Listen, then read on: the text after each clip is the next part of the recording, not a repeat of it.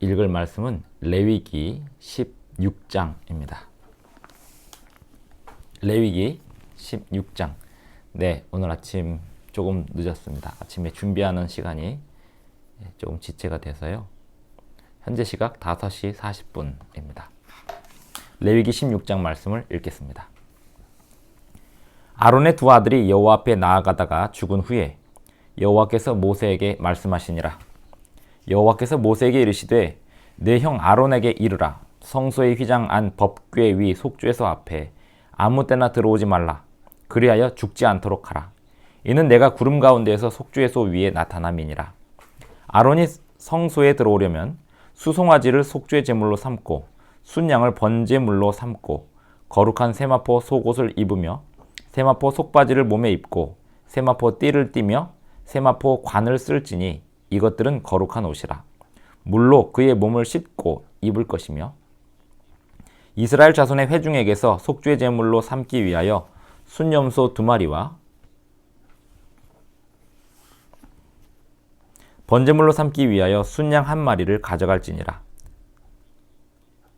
아론은 자기를 위한 속죄제의 수송아지를 들이되 자기와 집안을 위하여 속죄하고 또 그 두 염소를 가지고 회막문 여호와 앞에 두고 두 염소를 위하여 제비 뽑되 한 제비는 여호와를 위하고 한 제비는 아사셀을 위하여 할지며 아론은 여호와를 위하여 제비 뽑은 염소를 속죄제로 드리고 아사셀을 위하여 제비 뽑은 염소는 산채로 여호와 앞에 두었다가 그것으로 속죄하고 아사셀을 위하여 광야로 보낼지니라. 아론은 자기를 위한 속죄제의 수송아지를 드리되 자기와 집안을 위하여 속죄하고 자기를 위한 그 속죄제의 수송아지를 잡고 향로를 가져다가 여호와 앞 제단 위에서 피운 불을 그것에 채우고 또 곱게 간 향기로운 향을 두 손에 채워 가지고 휘장 안에 들어가서 여호와 앞에서 분향하여 향연으로 증거궤 위 속죄소를 가리게 할지니 그리하면 그가 죽지 아니할 것이며 그는 또 수송아지의 피를 가져다가 손가락으로 속죄소 동쪽에 뿌리고 또 손가락으로 그 피를 속죄소 앞에 7번 뿌릴 것이며 또 백성을 위한 속죄제 염소를 잡아 그 피를 가지고 휘장 안에 들어가서 그 수송아지 피로 행함같이 그 피로 행하여 속죄소 위와 속죄소 앞에 뿌릴지니 곧 이스라엘 자손의 부정과 그들이 범한 모든 죄로 말미암아 지성소를 위하여 속죄하고 또 그들의 부정한 중에 있는 회막을 위하여 그같이 할 것이요 그가 지성소에 속죄하러 들어가서 자기와 그의 집안과 이스라엘 온 회중을 위하여 속죄하고 나오기까지는 누구든지 회막에 있지 못할 것이며 그는 여호와 앞 제단으로 나와서 그것을 위하여 속죄할지니 곧 그 수송아지의 피와 염소의 피를 가져다가 제단 귀퉁이 뿔들에 바르고 또 손가락으로 그 피를 그 위에 7번 뿌려 이스라엘 자손의 부정에서 제단을 성결하게 할 것이요 그 지성소와 회막과 제단을 위하여 속죄하기를 마친 후에 살아있는 염소를 들이되 아론은 그의 두 손으로 살아있는 염소의 머리에 안수하여 이스라엘 자손의 모든 불의와 그 범한 모든 죄를 아뢰고 그 죄를 염소의 머리에 두어 미리 정한 사람에게 맡겨 광야로 보낼지니 염소가 그들의 모든 불의를 지고 접근하기 어려운 땅에 이르거든 그는 그 염소를 광야에 놓을지니라. 아론은 회막에 들어가서 지성소에 들어갈 때에 입었던 세마포 옷을 벗어 거기 두고 거룩한 곳에서 물로 그의 몸을 씻고 자기 옷을 입고 나와서 자기의 번제와 백성의 번제를 드려 자기와 백성을 위하여 속죄하고 속죄 제물의 기름을 제단에서 불사를 것이요 염소를 아사셀에게 보낸 자는 그의 옷을 빨고 물로 그의 몸을 씻은 후에 진영에 들어갈 것이며 속죄제 수송아지와 속죄제 염소의 피를 성소로 들여다가 속죄하였은즉 그 가죽과 고기와 똥을 밖으로 내다가 불사를 것이요 불사른 자는 그의 옷을 빨고 물로 그의 몸을 씻은 후에 진영에 들어갈지니라. 너희는 영원히 이 규례를 지킬지니라. 7째 달 곧 그 달 10일에 너희는 스스로 괴롭게 하고 아무 일도 하지 말되 본토인이든지 너희 중에 거류하는 거류민이든지 그리하라. 이날에 너희를 위하여 속죄하여 너희를 정결하게 하리니 너희의 모든 죄에서 너희가 여호와 앞에 정결하리라. 이는 너희에게 안식일 중에 안식일인즉 너희는 스스로 괴롭게 할지니 영원히 지킬 규례라. 기름 부음을 받고 위임되어 자기의 아버지를 대신하여 제사장의 직분을 행하는 제사장은 속죄하되 세마포 옷 곧 거룩한 옷을 입고 지성소를 속죄하며 회막과 제단을 속죄하고 또 제사장들과 백성의 회중을 위하여 속죄할지니 이는 너희가 영원히 지킬 규례라. 이스라엘 자손의 모든 죄를 위하여 1년에 한 번 속죄할 것이니라. 아론이 여호와께서 모세에게 명령하신 대로 행하니라. 너희는 영원히 지킬 규례라라는 이 말은 속죄가 필요한 기간 동안 있는 말입니다. 그리고 속죄의 제물이 있는 동안 하라는 말입니다. 속죄 제물이 짐승일 때는 그들이 지켜야 했습니다. 하지만 속죄 제물이 예수님이 되셔서 단번에 제물로 바쳐졌을 때는 예수님 자신이 제물이 되시고 또 제사장이 되셔서 하늘 성소에서 중보를 하고 계시기 때문에 우리가 이 짐승을 더 이상 잡아서 속죄제로 드릴 필요는 없게 되었습니다. 예수님께서 이 세상에 오셔서 직접 제물이 되시고 직접 제사장이 되시기까지 이 규례는 영원히 지켜야 했습니다. 왜냐하면 속죄는 반드시 이루어져야 하는 사업이기 때문에 그렇습니다. 속죄란 하나님과 사람이 다시 만나기 위한 과정입니다. 하나님과 사람이 다시 만나기 위해서는 죄를 속하는 일이 필요했습니다. 왜냐하면 하나님은 죄를 소멸시키는 분이시기 때문에 사람이 죄를 고백하지 않은 채 하나님께 나아가게 되면 죄를 태우시는 하나님의 불이 사람을 태울 수밖에 없게 되어 있습니다. 그래서 성경에 보면 아담의 두 아들 가인과 아벨이 제물을 드렸을 때 아벨은 희생 제물로 드렸고 가인은 자신이 농사지은 곡식으로 드렸을 때 가인의 제물에는 희생 제물이 있지 않았기 때문에 하나님께서 불로 응답하실 수 없었습니다. 하지만 아벨의 제물은 희생 제물이 있었기 때문에 불로 그 희생 제물을 불태움으로써 아벨의 제사를 받으실 수 있으셨습니다. 가인을 받지 못하셨던 이유는 만약에 하나님의 불이 제물을 받는다면 그 희생 제물이 필요했기 때문에 가인을 불태울 수밖에 없었습니다. 그래서 가인의 제물을 받으실 수 없으셨던 하나님의 심정을 모르는 가인이 하나님께 불평하였을 때 하나님께서 가인에게 교훈하시고 또 권고하셨지만 가인은 끝내 하나님의 명령을 거스르고 자기 스스로 자기의 구원을 이루고자 성을 쌓고 또 자손을 만들며 살다가 갔습니다. 레위기 16장 속죄일에 아론은 그 가족들과 더불어 그들을 위하여, 그 가족을 위하여, 그리고 그 자신을 위하여 속죄 제물을 드려야 했습니다. 하지만 히브리서를 읽어보면 예수님은 대제사장으로 오시고 제물이 되신 예수님은 자기를 위한 속죄를 드리실 필요가 없었습니다. 예수님 자신이 제물이셨고 예수님 자신이 그 제물을 가지고 자기 자신을 가지고 하늘 성소에 올라가셔서 대제사장이 되셨습니다.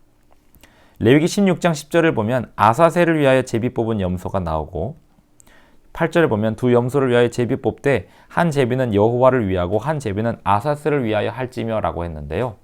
아사셀을 위하여 할지며 할 때 이 아사셀은 뭐라고 번역하기 딱히 뭐라고 번역하기 어려워서 그냥 히브리어 원어를 그대로 음역한 것이 아사셀입니다. 내보내는 염소라는 의미로 무인지경, 사람이 아무도 없는 광야에 버려지는 염소입니다. 하나는 여호와를 위하였고 하나는 아사셀을 위하였습니다. 하나는 예수님을 상징하였고 하나는 광야에 버려질 사단을 상징하였습니다. 사탄은 요한계시록을 읽어보면 1000년 동안 이 더 이상 유혹할 수 없는 지구, 황폐한 지구에서 감옥에 결박이 되어서 이 결박이라고 하는 것은 지구 전체가 다 감옥이거든요. 지구 전체가 지옥이고 더 이상 유혹할 수 없는 상태에 이르게 되면 그 자체가 감옥이 되는 것입니다. 그렇게 무인지경으로 보내질 사탄을 상징하는 아사셀을 위한 염소.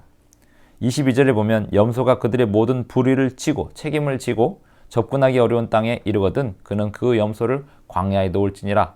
아론은 광야에 놓을지니라 해서 그렇게 버려지는 염소입니다. 네, 오늘 새로운 분이 댓글을 다셔서 반가워서 한 번 더 쳐다봤습니다. 감사합니다.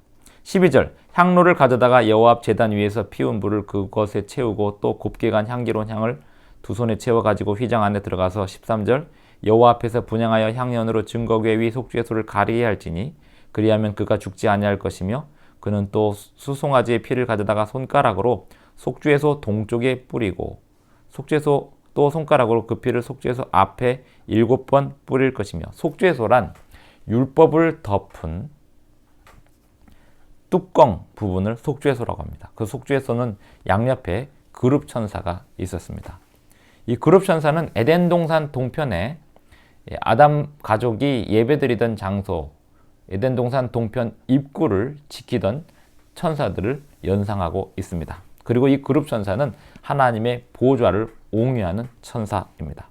15절 또 백성을 위한 속죄제 염소를 잡아 그 피를 가지고 휘장 안에 들어가서 그 수송아지 피로 행함같이 그 피로 행하여 속죄소 위와 속죄소 앞에 뿌릴지니 곧 이스라엘 자손의 부정과 그들이 범한 모든 죄로 말미암아 지성소를 위하여 속죄하고 또 그들의 부정한 중에 있는 회막을 위하여 그같이 할 것이요 그가 지성소에 속죄하러 들어가서 자기와 그의 집안과 이스라엘 온 회중을 위하여 속죄하고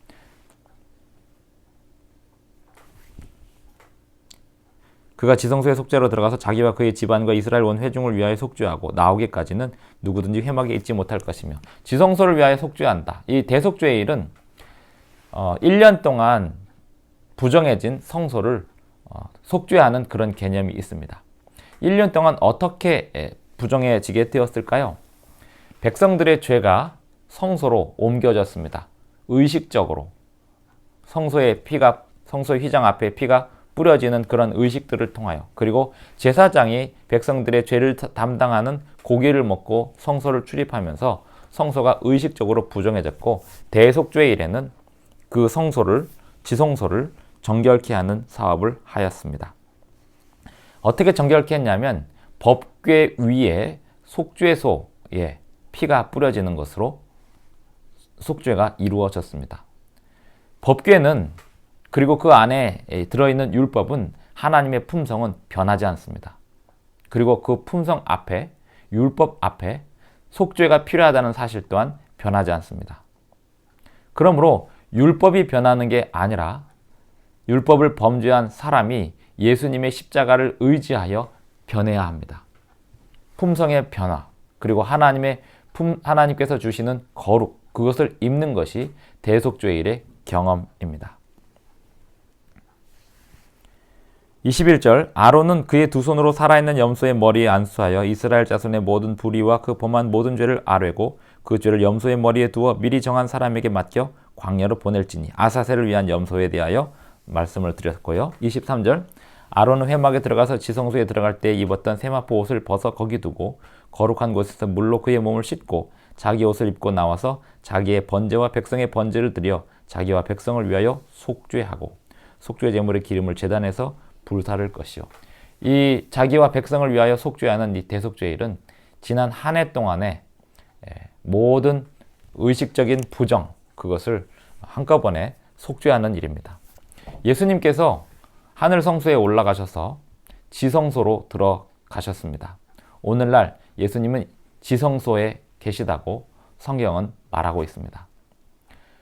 예수님께서 다시 나오시게 되면 이제 영광스러운 재림을 하실 텐데 그때 우리가 주님 앞에 올바로 서려면 이러한 때 우리의 모든 죄를 주님 앞에 자복하고 주님이 주시는 새로운 거룩을 입어야 하겠습니다. 속죄는 예수님이 오실 때까지 그 사역은 계속되고 있습니다. 예수님께서 하늘 성소에서 특별히 지성소에서 우리를 위하여 중보하고 계십니다. 이 사역이 진행되고 있는 이 엄숙한 시대에 우리는 날마다 죄를 주님 앞에 자복하고 속죄 사역을 의지하며 살아가야 하겠습니다. 사람이 하나님 앞에 나아가려면 언제나 속죄가 필요합니다. 그러므로 우리는 예수님의 이름으로 기도할 수밖에 없습니다. 우리 자신의 이름으로 하나님께 기도할 수 없습니다. 예수님께서 우리를 위하여 돌아가셨기 때문에 예수님께서 우리를 위하여 제사장으로 봉사하고 계시기 때문에 그 예수님을 의지하여 우리는 하나님 앞에 나아갈 수 있습니다. 예수님을 의지한다는 것은 무엇일까요? 우리가 우리 죄를 자백하는 것입니다. 요한일서 1장 9절에 보면 만일 우리가 우리 죄를 자백하면 저는 미쁘시고 의로우사 우리 죄를 사하실 것이요 라고 말씀하였습니다. 하나님과의 동행은 날마다 죄를 자복하고 또 죄를 반복하지 않는 것입니다. 죄를 정말 미워하기 위하여 또 죄를 대적하기 위하여 만들어진 제도가 속죄 제도입니다. 아무런 죄 없는 재물이 죄를 가진 사람에 의하여 대신 죽음을 당하는 장면을 보면 죄가 얼마나 가증하고 또 죄가 얼마나 큰 아픔을 주는지를 바라보게 됩니다. 성경에서 십자가를 바라보라는 말의 의미는 죄를 미워하라는 말입니다. 그리고 그 죄를 반복하지 말라는 뜻입니다. 죄란 무엇일까요? 죄란 느낌이 아닙니다. 죄란 하나님의 율법에 대한 어김, 빗나감, 그것이 죄입니다. 내 마음이 우울하다고 해서 내가 죄인이고 내 마음이 기쁘다고 해서 내가 의인이 되는 것이 아닙니다. 왜냐하면 내 마음의 우울함과 기쁨은 내 감정에 의해서 조절될 수 있기 때문입니다. 내가 죄를 짓고 있는지 아닌지는 하나님의 율법으로 비추어 보아야만 합니다. 그런 의미에서 하나님의 율법은 우리를 위한 몽학선생, 가정교사처럼 우리에게 또한 울타리처럼 거울처럼 역할을 하고 있습니다. 율법에 비추어 보아 우리 자신의 죄를 계속해서 발견하고 성령의 인도하심으로 그 죄를 다 내려놓고 예수님의 속죄 사역에 의지하시는 저와 여러분이 되기를 바라면서 오늘 레위기 16장 낭독을 마치겠습니다. 내일은 레위기 17장을 읽겠습니다. 기도하겠습니다. 하늘에 계신 우리 아버지, 오늘도 우리에게 말씀을 읽게 하여 주셔서 감사를 드립니다. 오늘 우리가 읽은 말씀들을 우리가 필요한 때 또 성경 연구할 때 적절하게 생각나게 하시고 다니엘서 연구하고 요한계시록을 연구하고 하늘 성소 제도를 연구할 때 이 말씀들이 적절하게 필요한 성경절들이 떠오를 수 있도록 우리의 마음에 우리의 몸에 기억되게 하여 주시옵소서. 예수님의 이름으로 기도드리옵나이다. 아멘.